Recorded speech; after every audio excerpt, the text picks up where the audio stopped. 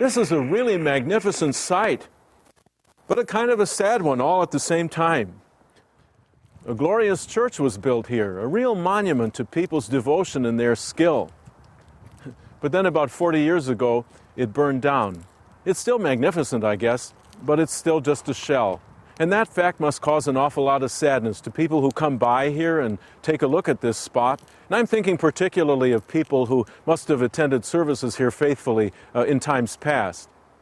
There are other monuments all around me here.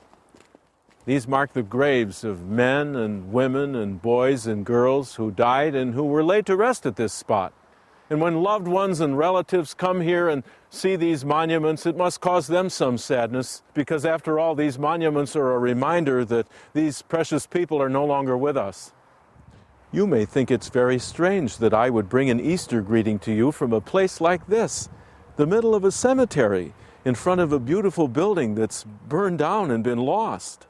You say you don't associate Easter with things like that. You say you associate Easter more with things like a fresh green spring day, or tulips that are blooming, or chocolates, or colored eggs, or decorations that have all been done up in shades of pink and lavender. Somebody was telling me a while back that Easter's the one holiday in the course of the year when retail employees, for example, don't mind all that much being called into work. Easter doesn't mean all that much to a lot of people, it seems. And that's a real tragedy. Because what God did on Easter makes all the difference in the world. He really took the cork off his good news on Easter.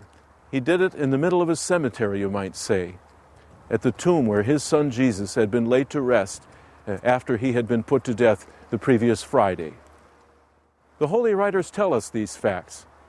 They tell us that Jesus, who really died and who was really buried, also really bodily rose from the dead and walked out of the cemetery alive and well.